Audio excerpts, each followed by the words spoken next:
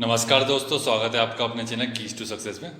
आज हम MPPSC mains की स्ट्रेटेजी देखेंगे कि आप लोग जो आने वाला मेंस है 24 तारीख से, मतलब 7 दिन बचे हैं अभी, तो उसमें क्या कर सकते हैं। और जिन लोगों का मेंस अभी नहीं है तो वो लोग क्या कर सकते हैं, किस तरीके से मेंस की तैयारी करनी चाहिए, बुक्स कहाँ से ले, नोट्स कौन से ले, अपने खुद के नोट्स बनाए या किसी और के नोट्स के ऊपर डिपेंडेंट रहे, टेस्ट सीरीज़ कब लेनी चाहिए, कौन से टेस्ट लिखने चाहिए, या बहुत ज़्यादा महंगी टेस्ट सीरीज़ लेनी चाहिए या बहुत सस्ती लेनी चाहिए, किस प्रकार की टेस्ट सीरीज़ लेनी चाहिए, और कितने नंबर लाने पड़ेंगे जिससे कि हमें डीसी या डीएसपी की जॉब मिल जाएगी, या फिर सबसे कम कितने नंबर आए कि भाई हमें कोई ना कोई जॉब तो मिल ही जाए।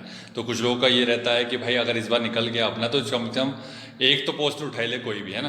तो ये भी रहता है। और ये आपने अक्सर देखा है कि आपको कुछ डीप नॉलेज नहीं मिल पाता है कि आपको तैयारी कैसे करनी है, सिलेबस के बारे में कोई बात नहीं होती, आपको डूज एंड डोंट्स के ऊपर बात नहीं होती है कि भाई क्या करना चाहिए क्या नहीं करना चाहिए। क्योंकि एक स्टूडेंट की लाइफ में बहुत सारी घटनाएं घटती है और वो आप उसके बारे में कोई बात नहीं करता है। जो बंदा होता है या बंदी होती है वो खुद अपने आप में ही फेस करता है या फेस करना पड़ता है।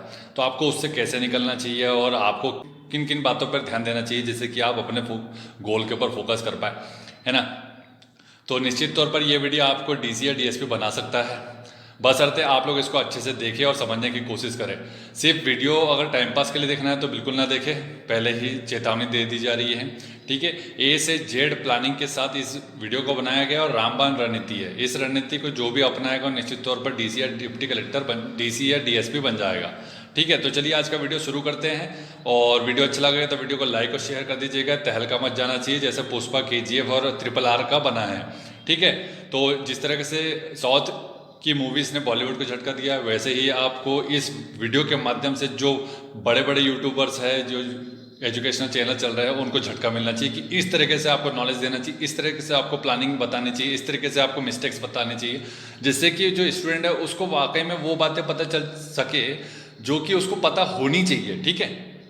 तो चलिए आज का वीडियो शुरू करते हैं। तो सबसे पहले हम की पॉइंट्स के ऊपर बात करेंगे, ठीक है। 2020 वालों के लिए काफ़ी इंपॉर्टेंट हो जाएगी ये चीज़ें कि आपको क्या करना चाहिए क्या नहीं करना चाहिए और आपके दिमाग में क्या मेंटेलिटी होनी चाहिए, ठीक है। आपकी मेंटेलिटी, आपका कॉन्फिडेंस और आपका जो अप्रोच है वो ही आपको इस एग्ज़ाम को निकाल पाएगा, ठीक है। आपने जितना पढ़ा बहुत अच्छी बात है, रिवीजन किया बहुत ही ज़्यादा अच्छी बात है, अगर रिवीजन नहीं किया तो फिर बहुत बुरी बात है, ठीक है। तो देख लेते हैं कि किन लोगों को कितने नंबर मिलते हैं और कैसे नंबर लाना है और कितने नंबर लाने हैं आखिरकार, और टॉपर्स के कितने नंबर आए थे, है ना। तो वो सब देख लेते हैं और उसके ऊपर बात करते हैं। तो ये आप वीडियो देख रहे हैं, ठीक है। हमारा चैनल का नाम है कीज टू सक्सेस, ठीक है, और सब्सक्राइब कर लीजिएगा। देख लेते हैं की पॉइंट। सबसे पहला जो है वो ये है कि 800 नंबर लाओ और क्लास 2 ऑफिसर की पोस्ट पाना है। जिसके 800 नंबर मेंस में आ रहे हैं उनकी क्लास 2 ऑफिसर की पोस्ट कंफर्म मैं लिख के दे देता हूँ, कोई भी डाउट करने की ज़रूरत नहीं है, ठीक है। नंबर्स का खेल है यहाँ पर। तो नंबर का खेल कैसे है, पेपर 1 2 3 4 5 6 दिए हुए हैं, कितने कितने मार्क्स होते हैं इसके बारे में आपको जानकारी होगी, ठीक है। तब भी थोड़ा सा बता देते हैं कि भाई अगर जो लोग नए लोग हैं, जो लोग सोच रहे हैं कि हम लोग भी एमपीपीएससी की तैयारी करें क्योंकि अन्य एग्जाम तो आ नहीं रहे, तो कम से कम एमपीपीएससी अगर आ रहा है तो उसमें भी लोग हाथ आजमाना चाहते हैं। तो अगर आप लोग हाथ आजमा रहे हैं तो थोड़ा तरीके से आजमाएं, ठीक है। तैयारी कर रहे हो तो कुछ इस तरीके से करो कि सेल्फ सेटिस्फेक्शन हो, भले ही लोग क्या बोले उससे फर्क नहीं पड़ना चाहिए। आपने अपने आप से जब सवाल पूछे कि भाई मैंने जो तैयारी की है वो भरपूर की कि नहीं की है, अगर भरपूर किए जवाब मिलेगा तो फिर निश्चित तौर पर आपको कोई दिक्कत नहीं। तो पेपर 1 में देखिए जो टॉपर्स थे उनके नंबर कितने आए थे उसके बारे में बात कर लेते हैं कि जो 2017 के टॉपर 2018 के टॉपर, तो पेपर 1 में 162 थे, पेपर 2 में 169, पेपर 3 में 195, पेपर 4 में 133 जो कि 30 का होता है, पेपर 5 मतलब हिंदी 143 और एसी का जो पेपर है 48, ठीक है। तो ये संपदा सराफ जी थी जो टॉपर थी, आपको पता 2017 की। 2018 में जो थे हर्षल सर थे, ठीक है। तो इनके नंबर देख लेते हैं। पेपर 1 में 178 थे, ठीक है। पेपर 2 में 172, फिर 200 नंबर थे पेपर 3 में जो कि स्ट्रॉन्ग सब्जेक्ट था इनका, इंजीनियरिंग बैकग्राउंड के दोनों थे, इस वजह से पेपर 3 इनका स्ट्रॉन्ग था। तो ऐसा ही किसी ना कोई सब्जेक्ट आपका स्ट्रॉन्ग होगा और वो उस पेपर में आपको नंबर खींचने हैं। पेपर 4 की बात कर लेते हैं तो 129 नंबर 100, और पेपर 5 में भी 129 नंबर, मतलब आपका पेपर 4 और पेपर 5 थोड़ा वीक हो गया इनका, है ना। लेकिन इन्होंने क्या किया, उसकी भरपाई कहाँ से कर दी, ऐसे से कर दी, 65 नंबर खींच लिए। तो इनके जो टोटल नंबर हुए हैं, दोनों को इंटरव्यू में कितने नंबर मिले, 150 मिले, ठीक है। तो टोटल होता है इनका 1000 संपदा जी का और 1023 होता है हर्षल सर का। तो इसका मतलब ये है कि अगर 1000 के ऊपर टोटल हो रहा है तो आपको डीसी तो मिल ही जाएगा किसी भी कीमत पर, ठीक है। अब बात करते हैं कि भैया अब हम इस रेंज में है या नहीं है, इसके बारे में तो कोई जानकारी नहीं है, लेकिन हम लोग पर्टिकुलर इसकी लोअर और मैक्सिमम रेंज बनाई है हमने कि कितने नंबर आप लोग लाएंगे तो कैसा क्या क्या हो सकता है। तो 2017-2018 के एनालिसिस के आधार पर यह लाया गया कि पेपर वन में 160 से 180, पेपर टू में 160 से 180 और पेपर थ्री में 180 से 200 की अगर रेंज है आपकी, इसके बीच में अगर आप लोग आ रहे हो तो निश्चित तौर पर आपको क्लास 2 ऑफिसर की पोस्ट मिल जाएगी। इसके नीचे वालों के लिए अलग से बात करेंगे, ठीक है। तो 160 तो मिनिमम रेंज वाले देख लेते हैं कि भाई ये पेपर वन में 160 है, फिर पेपर टू में भी 160 है, पेपर थ्री में भी 180 है, पेपर फोर में 130 ही ला पाया, मेरा कुछ नहीं हो पाया है ना। तो इस वजह से मैं पेपर फोर में एथिक्स में मेरा टाइम फीस हो गया केस स्टडी में, इस वजह से 130 हुआ है। फिर पेपर 5 में हिंदी था, तो हिंदी में हिंदी भाषी हूँ, फिर भी मुझे हिंदी नहीं आती, तो इस वजह से 130 हो गया। कोई बात नहीं है, लेकिन इसमें आपको पता होना चाहिए कि इंग्लिश वाला सेक्शन भी रहता है, तो कुछ लोगों की इंग्लिश वीक रहती है, तो उस वजह से भी दिक्कत हो जाती है। ट्रांसलेशन वाला पार्ट है जो कि, तो उसके ऊपर बात कर लेंगे कि आपको ट्रांसलेशन कहाँ से कंप्लीट करना है। फिर बात करते हैं ऐसे की, तो 40 नंबर आए, कोई दिक्कत नहीं है। तो इससे कितना आपका कंप्लीट हो रहा है 800 नंबर। अब बचा फिर भी कितना है 175 इंटरव्यू को बचा, जिसमें कि अगर आप लोग 130 से 140 खींच लेते तो तब भी आराम से कोई दिक्कत नहीं हो रही है। 940 नंबर आपके आ रहे हैं, तो ये मान लीजिए कि डीएसपी तो आप बिल्कुल बन जाओगे, ठीक है। अब इसी में बात कर लेते कि अगर मैक्सिमम रेंज वाले बंदे हो या बंदी हो, बहुत ज़्यादा पढ़ते लिखते हो, बहुत शार्प माइंडेड है, रिवीजन मल्टीपल टाइम करते हो, शॉर्ट नोट्स बने हुए हैं, ज़्यादा लोगों की बातों में नहीं आते, टेस्ट सीरीज में अंधा दौड़ नहीं लगा रहे हो, है ना। तो इस टाइप के जो लोग होते हैं जो कि सेल्फ डिसीजन और सेल्फ स्ट्रेटजी के माध्यम से ही आगे बढ़ते हैं और सेल्फ स्टडी ही अपनाते हैं, किसी और के कोचिंग संस्थान में जाकर के उसकी फीस नहीं भर रहे होते हैं, उन लोग क्या करते हैं कि उनकी जो रेंज होती है वो ये होती है कि पेपर 1, 2, 3 में रेंज उनकी हाई होती है। 180 पेपर वन में, 180 पेपर टू में, 200 नंबर होते हैं पेपर थ्री में, इसके आसपास मतलब। फिर पेपर फोर में 140 तो होंगे होंगे, पेपर फाइव में भी 140 होंगे, पेपर 4 और 5 में कोई दिक्कत नहीं होती 140 तक लाने में, ठीक है। लेकिन पेपर जो 6 है उसमें 40 से 60 के बीच में रेंज अगर आपकी आ रही है तो आप लोग अच्छी स्थिति में। तो अगर ये मैक्सिमम रेंज अगर पकड़ ली जाए तो आपके टोटल मार्क्स कितने हो रहे हैं, 900 हो रहे हैं। फिर आपको यही है कि फिर 175 नंबर का इंटरव्यू बच गया, तो फिर इसमें आप अगर 100 नंबर भी खींच रहे हैं मिनिमम, तो फिर तब भी आपका 1000 हो जाएगा, है ना। समझ रहे हो आप लोग क्या कहना चाह रहा हूँ मैं। तो ये हो गया नंबर्स का खेल क्या था, ठीक। अब बात करते हैं कि भाई जो ओल्ड कट ऑफ क्या था, उसमें लोअर पोस्ट कितने पे मिली, ठीक है। तो और जनरल कैटेगरी वाइज भी देख लेते हैं कि किसको क्या क्या हुआ था, किसका कितना कट ऑफ गया। तो ओल्ड कट ऑफ 2018 के बात कर रहा है और क्या बोल रहा है कि लास्ट पोस्ट कुछ तो मिली जिन लोगों को खुशी मिली है, ठीक है।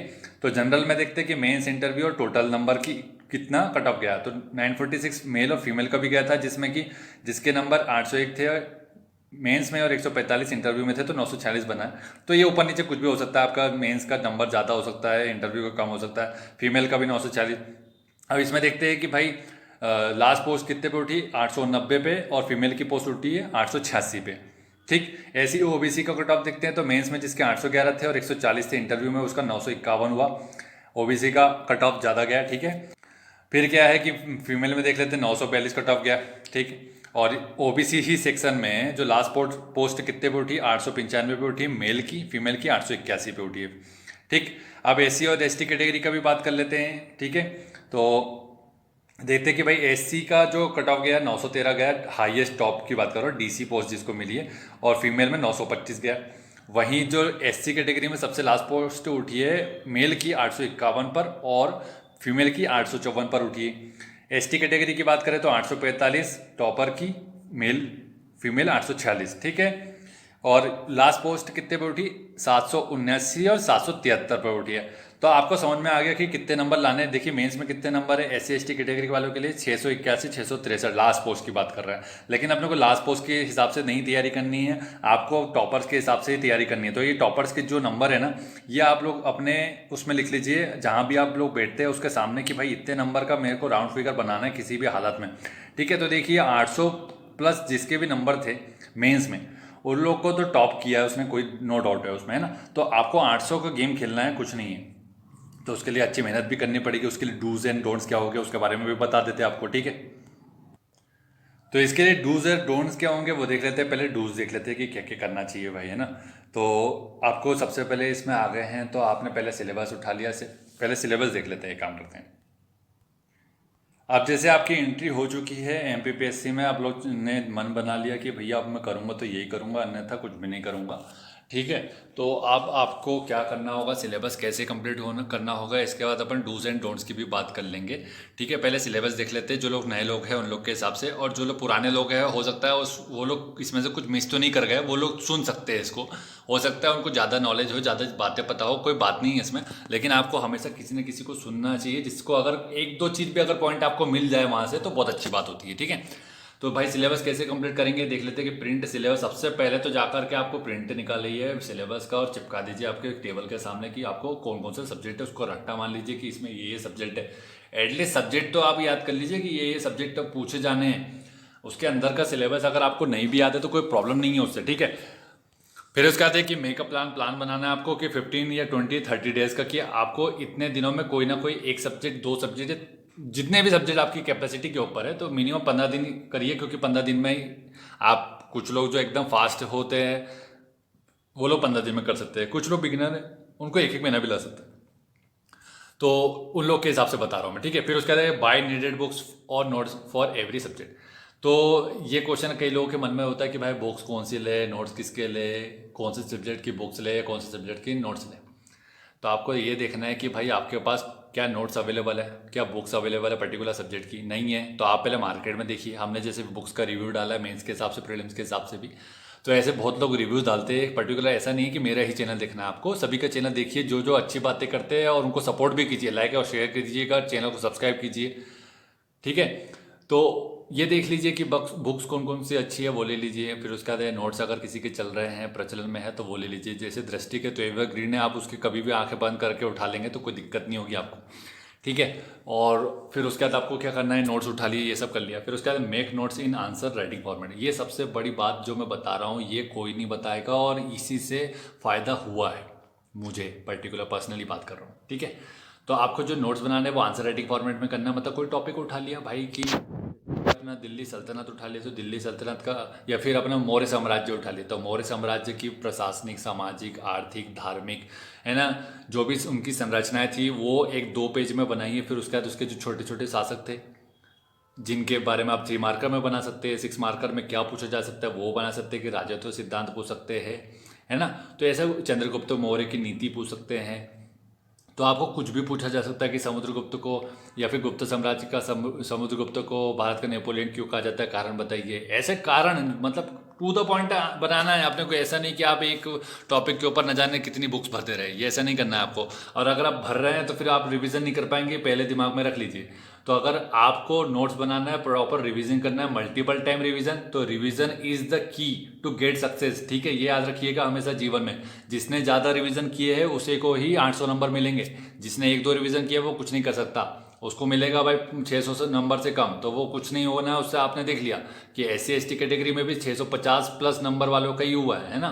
तो ये दिमाग में पहले से बना के रखे।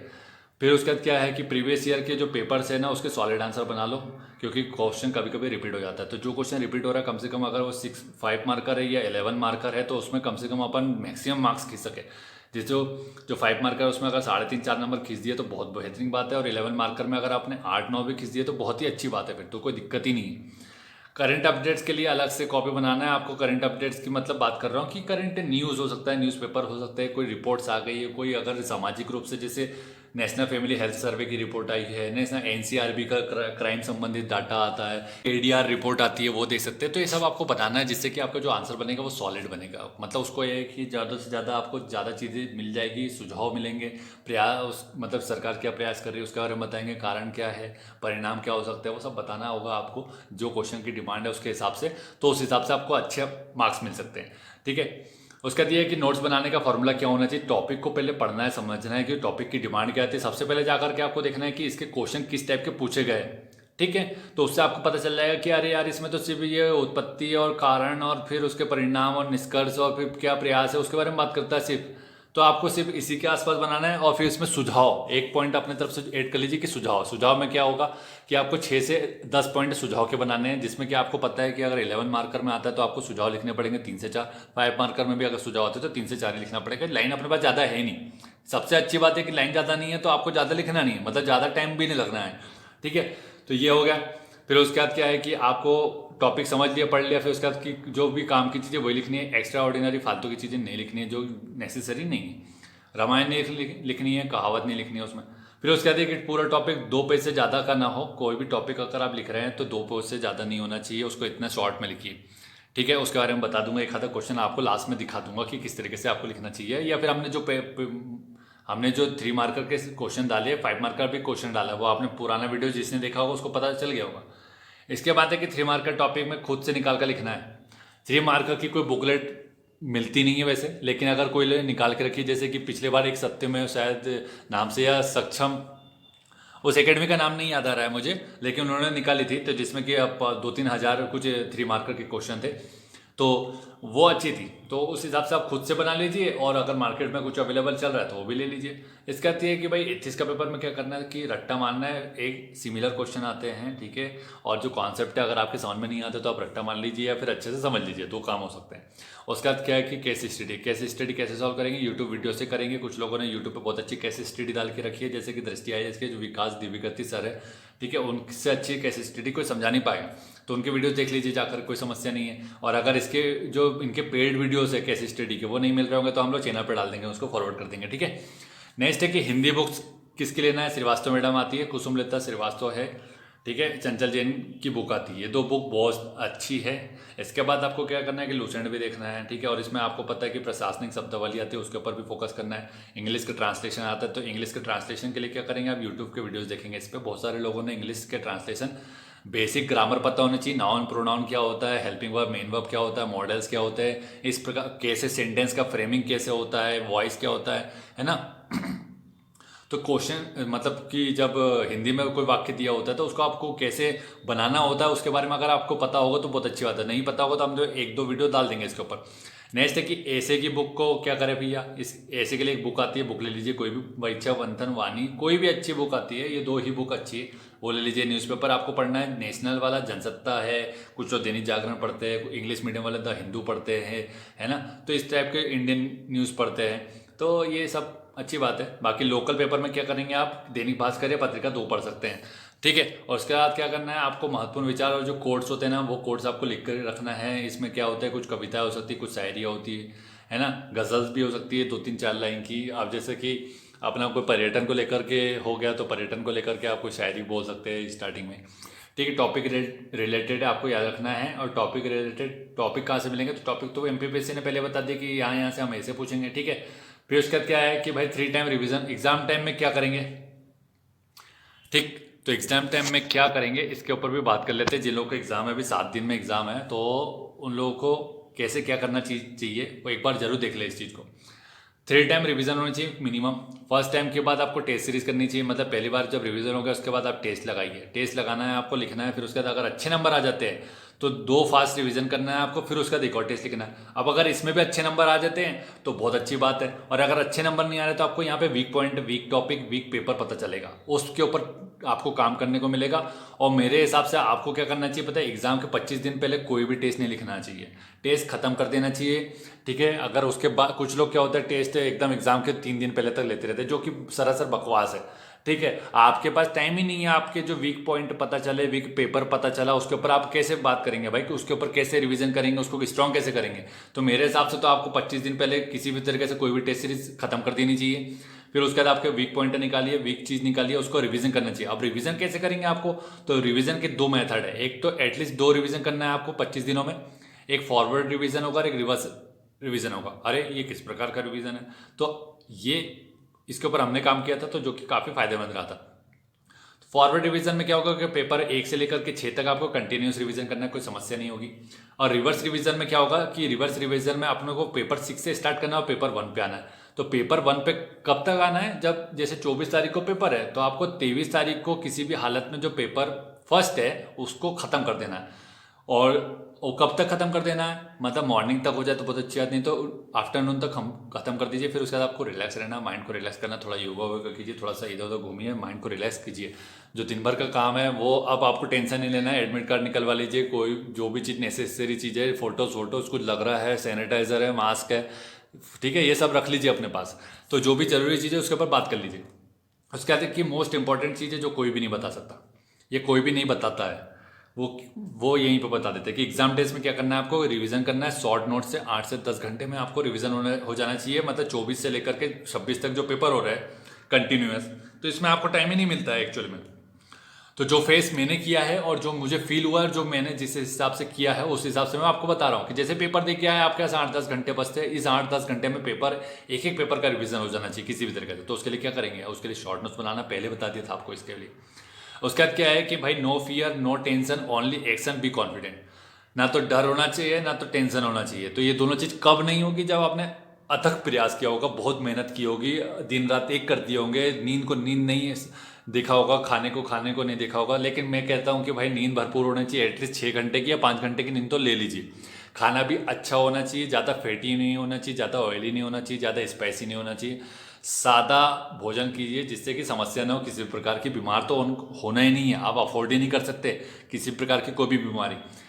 ओनली एक्शन होना चाहिए, ठीक है, इसके ऊपर काम करना चाहिए। बी कॉन्फिडेंट, आप अपने आप को कॉन्फिडेंट फील करिए कि भाई मैंने जो किया बहुत अच्छा किया है मैंने।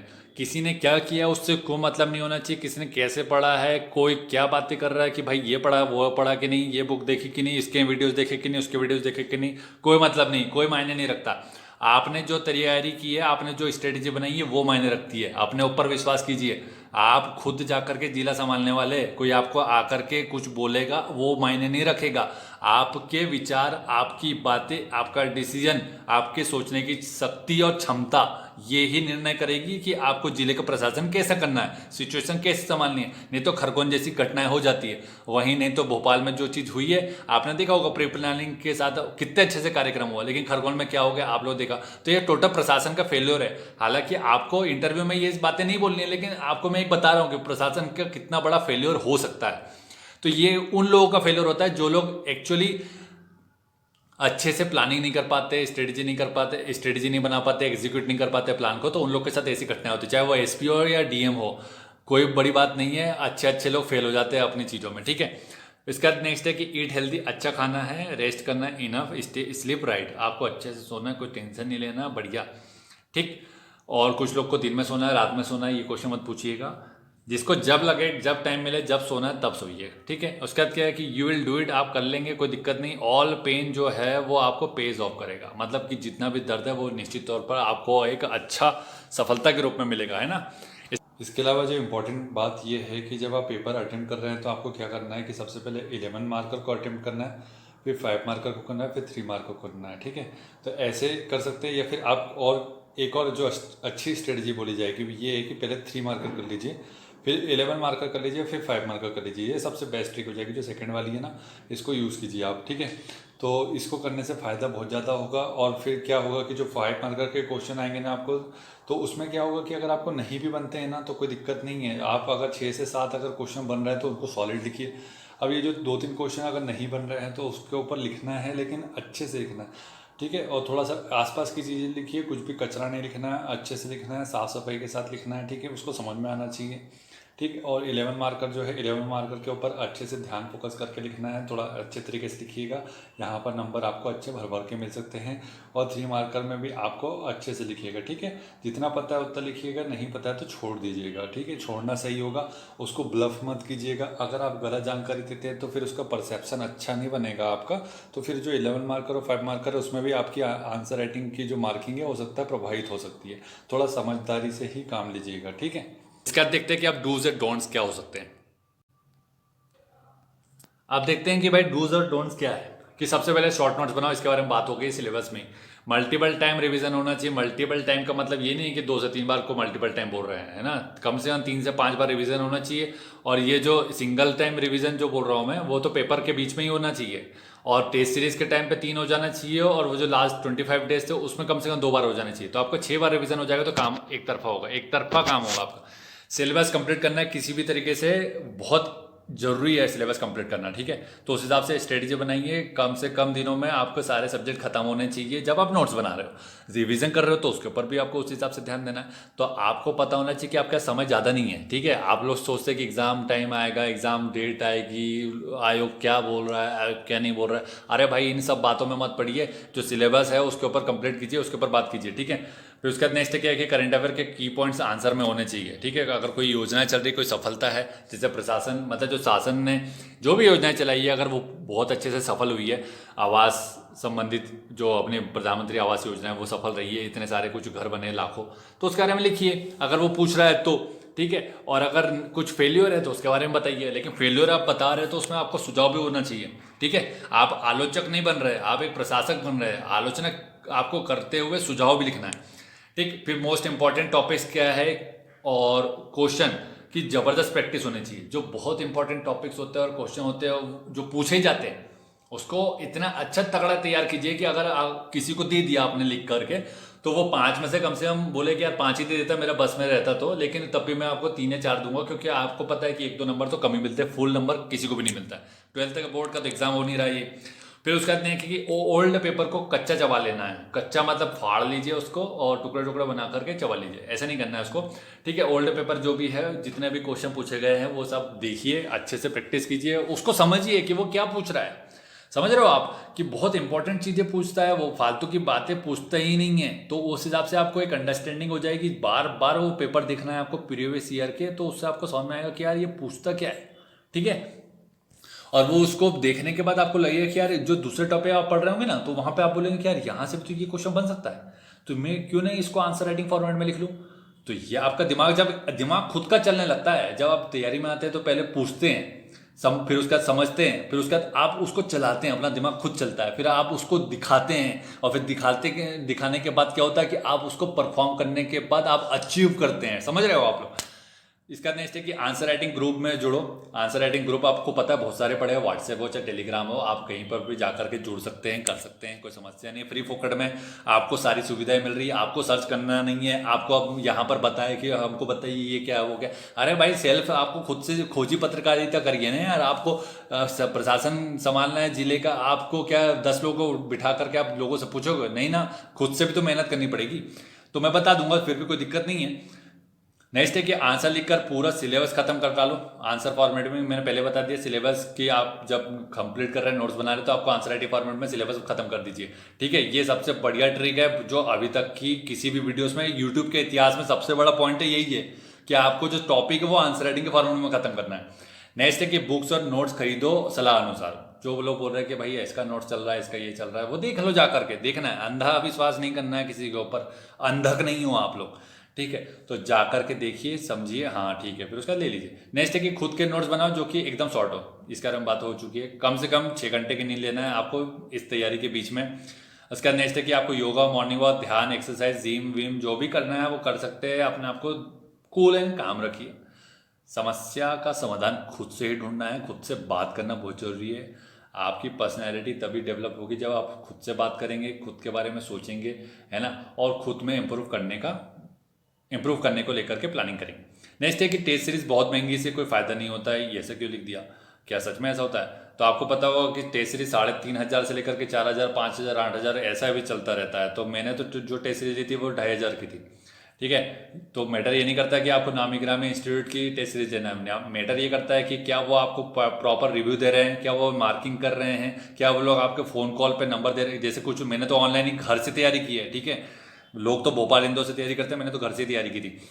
तो 1 घंटा मुझे कॉल पे दिया जाता था कि एक सर से बात कर लेते थे, सर मुझे पूरा अच्छे से तरीके से बता दिया करते थे कि ये चीज़ दिक्कत है, ये चीज़ दिक्कत है। तब भी कभी ना कभी क्या हो जाता था कि आपको कुछ कभी रिस्पांस मिल रहा है, कभी रिस्पांस नहीं मिल रहा है। तो आपको पूरी तरीके से पहले बात कीजिए, आपने पैसा दिया, हक आपका है, ठीक है। आपको अपना बात रखना आना चाहिए। अगर आप अपनी बात नहीं रख सकते हैं तो आपको बेवकूफ़ बना दिया जाएगा और आप फिर बोलेंगे मेरा पैसा डूब गया। आप सीधे इस पर क्लियर पॉइंट टू पॉइंट बात कीजिए, सीधे बात, सर पैसा दिया है, कितने साइकिल टेस्ट होने हैं, इतने होने हैं, रिव्यू मिलेगा कि नहीं, मॉडल आंसर मिलेगा कि नहीं, मैं आपसे बात कर सकता हूँ कि नहीं, ऑफलाइन मिल सकता हूँ कि नहीं, मुझे कितना मिनट मिलेगा। आप अपना हक रखेंगे, आप अपनी बात करेंगे, कोई आपके ऊपर आकर के बात नहीं कर सकता है, ठीक है। तो ये सब आपको खुद को ही करना है। नेक्स्ट है कि आवश्यक पॉइंट्स की ट्रिक हो। अब जैसे मान लीजिए कि क्या होता है कि जो NCAP जो अपना क्लाइमेट एक्शन प्लान था, इसके ऊपर इसके 8 मिशन है ना। तो ये 8 मिशन अब आपको याद रखने हैं और इसके ऊपर पूछ लिया उसने तो 8 मिशन के नाम लिखेंगे तो आपको अच्छे नंबर मिलेंगे, 4 नंबर मिल जाएगा, ठीक है, 5 मार्कर में। अगर आपको आप पता ही नहीं है, रट्टा नहीं मारा है, इसका ट्रिक नहीं बनाई है, तो ये 8 पॉइंट याद ही नहीं आने, तो ये बोलना चाह रहा हूँ मैं इसके बारे में। नेक्स्ट है कि कोर सब्जेक्ट को पहले खत्म कर लो। कोर सब्जेक्ट आपको पता है कौन कौन सा होता है, ठीक है। पेपर 3 स्कोरिंग है भैया, ये सबको पता है, अच्छे से निपटा लो इसको, ठीक है। नेक्स्ट है कि 3 मार्कर मार्केट में बुक मिलती है तो ले लो। नेक्स्ट है प्रत्येक टॉपिक पर 2 पेज में नोट संपूर्णता के साथ बनाना है, उसमें कुछ छूटना नहीं चाहिए, ठीक है। नेक्स्ट है कि राइटिंग कीड़े मकोड़े जैसी टाइप ना हो तो चलेगा, मतलब आपकी राइटिंग इतने भी ज़्यादा खराब ना हो जिससे कि कीड़े मकोड़े लगे। मेरी राइटिंग उतनी भी अच्छी नहीं, उतनी भी खराब नहीं है, ठीक है, समझ में आ जाती है जहाँ तक मुझे लगता है। तो इस टाइप से भी होगी तो चल जाएगा। बहुत सुंदर राइटिंग है, एकदम फूल पत्तर झड़ रहे हैं उससे, तो फिर बहुत अच्छी बात है। नेक्स्ट है कि ए से Jansatta, Bhaskar editorial, book code, ये सब बता दिया इसके बारे में। नेक्स्ट है कि अच्छी ग्रिप वाला पेन यूज़ करना है, जिसमें बॉल पॉइंट जिसका अच्छा हो, उसकी क्या हो, अपना जो इंक है वो अच्छी इंक होना चाहिए उसकी, है ना, थोड़ी डार्क होना चाहिए, बहुत ज़्यादा लाइट नहीं होना चाहिए, जिससे कि समझ में नहीं आ रहा, नहीं तो पता लग रहा। प्री और मेंस की तैयारी साथ में होना चाहिए, सबको पता है, और नहीं पता है तो ये गार्ड बांध लो, प्री और मेंस की तैयारी हमेशा साथ में होती है, कभी अलग नहीं होती है। अगर आप सोचे प्री दे दूंगा, प्री क्वालिफाई कर लूँगा, फिर मेंस की करूँगा, तो भैया बहुत दिक्कत हो जाएगी फिर। नेक्स्ट है कि डोंट्स देख लेते हैं क्या क्या हो जाता है। सेहत पर ध्यान नहीं देते, कुछ लोग बीमार पड़ जाते हैं, उससे दिक्कत हो जाती है। नामी गिरामी लोगों के पीछे मत भागो, मतलब कई लोगों के नाम बहुत बड़े हैं लेकिन दर्शन फीके है, फीके, एकदम फीके, ठीक है। तो उन लोग के पीछे नहीं भागना है, अतिरिक्त सलाह नहीं लेनी है, जितना जरूरी है उतना ही लेंगे, दिमाग का यूज़ करेंगे तो ही होगा। आप ही को बनना है, आप ही को संभालना है, तो आप ही को अपने डिसीजन खुद से लेना है, ठीक है। नोट सेल्फ मेड होना चाहिए, ऐसे क्वेश्चन पूछा जाता है तो बिल्कुल होना चाहिए, सेल्फ मेड ही होना चाहिए मेरे हिसाब से। तो किसी के नोट से आपको कुछ भी समझ में नहीं आएगा। नेक्स्ट है कि एमपीपीएससी यूपीएससी में अंतर समझने को क्यों बोला जा रहा है। इसलिए बोला जा रहा है, कई लोग एमपीपीएससी पढ़ते पढ़ते बोलते हैं कि यार मैं खूब सारा पढ़ लूंगा और फिर बहुत अच्छा लिखूंगा, तो वो इतना ज़्यादा उधर चला जाता है कि वो उसका दिक्कत हो जाता है। दिक्कत कैसे हो जाता है कि वो यूपीएससी लेवल की करने लगता है और एमपीपीएससी से दूर भाग जाता है, तो ना तो यूपीएससी में रह पाता है ना तो एमपीपीएससी में रह पाता है, तो बीच में लटक के रह जाता है, तो उससे कोई फायदा नहीं होना। नेक्स्ट है कि कम लीन लेना। कुछ लोग बोलते हैं कि मैं साला 4 घंटे या 3 घंटा सो करके ना मैं रिकॉर्ड तोड़ दूंगा, तो इससे कोई फायदा नहीं होगा, आपको मेंटल एबिलिटी के ऊपर दिक्कत आती है। आंसर राइटिंग ना करना, कुछ लोग आंसर राइटिंग बिल्कुल भी नहीं करते, दिक्कत होती है। देखिए आप जब तक नोट्स बना रहे हैं तब तक ठीक है, तो मैं कहना चाह रहा हूँ कि नोट्स बना रहे हैं तो उसी को आंसर राइटिंग फॉर्मेट में कर लो, नहीं है टाइम तो, ठीक है। नेक्स्ट है कि बिना सिलेबस खत्म किए टेस्ट सीरीज लेना। अब कई लोगों का सिलेबस कंप्लीट नहीं होता, कोई लोग रिवीजन नहीं कर पाते, कुछ लोग पढ़ नहीं पाते, वो लोग टेस्ट सीरीज ले लेते हैं, फिर बोलते हैं कि मैं टेस्ट सीरीज के हिसाब से कर लूँगा। तो पहली बात तो टेस्ट सीरीज से एक भी क्वेश्चन नहीं आता है, बहुत रेयर होता है कि 10 to 20% क्वेश्चन किसी की टेस्ट सीरीज से आ गए, ये लिखित में बोल देता हूँ मैं, ठीक है। वो सब लोग क्लेम करते हैं कि इतने नंबर का है, उतने नंबर का, 600 नंबर का, 700 नंबर का, लेकिन ऐसा कुछ भी नहीं होता है, ठीक है। और अगर आपको देखिए टेस्ट ले लीजिए, वैसे क्या होता है कि जैसे कि आपने पढ़ लिया, ठीक, अब आपको आप एक टेस्ट दीजिए, एक साइकिल दे दीजिए, तो उससे क्या आपको अपनी औकात पता चल जाएगी कि आपको कितना पता कितना नहीं पता। अब जब औकात पता चली कि भाई 500 से 600 नंबर आ रहे हैं, मतलब टोटल फेल है, कुछ नहीं हो रहा उससे, तो ये जो फिर सेकंड और थर्ड साइकिल है, आपको सेकंड साइकिल बिल्कुल मत दीजिए, थर्ड साइकिल दे देना। तो लेकिन जो सेकंड साइकिल वाला जो गैप है उसमें पूरा पढ़ डालो और रिविजन कर लो एकदम बढ़िया। फिर उसके बाद आपको क्या करना है, फिर थर्ड साइकिल, तो फिर उसमें अच्छे नंबर आएंगे, तो फिर आपको कॉन्फिडेंस लेवल भी बढ़ेगा, ठीक। नेक्स्ट है कि 15 मिनट में 15 मार्क कर रही है। मैं फॉर्मेटिंग ना कर पाना है, कुछ लोग को फॉर्मेटिंग नहीं कर पाते कि भाई कैसे क्या लिखेंगे, कौन सा चित्र बनाना है, कौन सा डायग्राम बनाना है, तो वो दिक्कत होती है, उस वजह से भी नंबर अच्छे से नहीं मिल पाते। कोई दिक्कत नहीं है, उसके ऊपर कर लेंगे। कई लोगों ने जो आंसर राइटिंग करवाई है फ्री में, आप जा करके उनको देखेंगे तो बहुत अच्छी बात है, और उनको तो आप जितना धन्यवाद करेंगे जीवन में उतना कम है, ठीक है, उन लोगों ने जितना किया है, ठीक है। क्वेश्चन की डिमांड समझो, क्वेश्चन की डिमांड समझना है आपको, उस हिसाब से आंसर राइटिंग करनी है। एग्जाम टाइम आने का इंतजार नहीं करना है कि एग्जाम आएगा तब पढ़ूंगा या पढ़ूंगी, है ना, अभी से पढ़ना है, खुद से करना है, चीज़ें को हो जाएगा, कोई दिक्कत नहीं है। समय बर्बाद नहीं करना भाई, इधर उधर समय बर्बाद नहीं करिए, ठीक है। आपको अगर समय देना ही है तो फिर अपने आप पे दीजिए, एक्सरसाइज कीजिए, योगा कीजिए, मॉर्निंग वॉक कर लीजिए, इधर उधर जाइए, अच्छे लोगों से मिल लीजिए जिससे नॉलेज मिल सकता है। बेवजह के फालतू लोगों के साथ बैठने से, बात करने से कुछ भी नहीं मिलना है, ठीक है। मन अगर जितना जल्दी समझ जाएगा उतना अच्छा है आप लोगों के लिए। नेक्स्ट है कि ग्रुप स्टडी हेल्पफुल है या नहीं है जानना। अरे भाई खुद से जा करके देखिए, अगर आपको हो जाता है कि भाई हमको तो अच्छी बात है, हमारा ये दिक्कत होता है, डिस्कस हो जाता है, तो बहुत अच्छी बात है। मुझे तो ये नहीं लगता है कि इस मतलब कई लोग क्या होता है कि उतना अच्छा टाइम नहीं निकल पाते उससे, मतलब एफर्ट उससे आउटपुट नहीं निकलता है, तो इस वजह से मुझे सही नहीं लगती ग्रुप स्टडी। दो लोग हो और दो लोग मिलके कर रहे हैं, आधा आधा सिलेबस निपटा रहे हैं, उसके ऊपर बात करें तो बहुत अच्छी बात। 2 से ज़्यादा लोगों में फिर कोई दिक्कत, बहुत दिक्कत होती है। नेक्स्ट है कि पैनिक टेंशन, अभी नहीं हुआ तो क्या हुआ, क्या होगा, कैसे होगा, ये सब आपको टेंशन नहीं लेना है। आपने मेहनत की, मेहनत के ऊपर विश्वास है कि सब होता है। उन्हीं लोग का नहीं होता जो लोग प्लानिंग नहीं करते, स्ट्रेटेजी नहीं बनाते। अगर प्रॉपर तरीके से मेहनत करेंगे तो होता है, किया है लोगों ने यार, कोई समस्या नहीं है। आपके आसपास के लोगों आपने देखा होगा, आपके क्लासमेट देखे होंगे, आपके मोहल्ले के लोग देखे होंगे, आपके बैचमेट देखे होंगे, आपने आपने देखा है ना। तो जो चीज़ आपने देखी है होते हुए, तो वो आप खुद भी कर सकते हैं, ठीक है। मेरा फर्स्ट एक्सपीरियंस है वाली मेंटेलिटी होती है कई लोगों की, ठीक है। तो बोले मैं एक्सपीरियंस कर लेता हूँ, फिर उसका कर लेती हूँ, फिर उसका देखेंगे क्या करना है। तो ये फर्स्ट एंड लास्ट ये अब मेंटेलिटी होनी चाहिए। ये है, ये जो मौका मिला इसी में करूँगा, ये करूँगी, ठीक है। अनावश्यक जानकारी जुटाने में समय बर्बाद नहीं करना है, ठीक है। किसी पर भी पूर्णतः निर्भर नहीं होना है। ये आपको पता है किस बारे में बात कर रहा हूँ। किसी भी कोचिंग संस्थान हो, चाहे फ्री ग्रुप्स हो, या फिर कोई फैकल्टी मेंबर हो, या फिर कोई आपका, पूर्णतः निर्भर नहीं करना है। मतलब खुद का भी आप जो आपका दिमाग है उसका भी यूज़ कीजिए। कुछ लोग बहुत अच्छी सलाह देते हैं, ये नो डाउट है, इसमें कोई वो नहीं है। लेकिन कहने मतलब कुछ लोग ऐसे भी होते हैं जो लोग भटकाते रहते हैं, फालतू की बातें करते रहते हैं ताकि आप लोग भटक जाए। तो वो समझना है आपको, समझदार बनिए, ठीक है। इसका नेक्स्ट है कि चून पेन वाइजली। तो पेन जो आपका जो होगा वो पेन अच्छे से यूज़ करना है, और उसकी जब प्रैक्टिस कर रहे होंगे, आंसर राइटिंग कर रहे हो, तो तब आपका हाथ में इतना फ्लो हो जाना चाहिए कि आपका हाथ दर्द बंद हो जाए। जो लोग 3-3, 4-4 घंटे की या 5 घंटे की तैयारी करते हैं ना, उन लोग का हाथ दर्द उसी समय होता है जब आप वो तैयारी कर रहे होते हो। लेकिन जब आप आंसर राइटिंग, मतलब जब आप फाइनल पेपर लिख रहे होते, तब आपका हाथ दर्द नहीं होता। तो ये सब आपका मतलब महीनों महीनों जो आपने आंसर राइटिंग करी है उसका आपको आउटपुट मिल रहा होता है, ठीक है। तो ये पूरी जानकारी थी एमपीपीएससी को लेकर के। अब इंटरव्यू के ऊपर बात नहीं की गई है, क्योंकि इंटरव्यू वाले सेक्शन से अपन निकले नहीं है अभी। इंटरव्यू वाला जो सेक्शन हो जाएगा उसके बाद अपन जो फील करेंगे, एक्सपीरियंस करेंगे, उसके बाद उसके ऊपर भी बात कर ली जाएगी, ठीक है। तो वीडियो अच्छा लगा तो वीडियो को लाइक और शेयर कीजिएगा भर भर के, ठीक है। और उसके बाद क्या है कि चैनल को सब्सक्राइब कर लीजिएगा। इस वीडियो के बाद कम से कम 1000, 5000, 10,000 लोगों ने सब्सक्राइब करना चाहिए इस वीडियो को, चैनल को। और लाइक तो आपको भर भर के देना पड़ेंगे, 1-2 लाख लाइक दीजिए, ठीक है। Thank you so much for watching.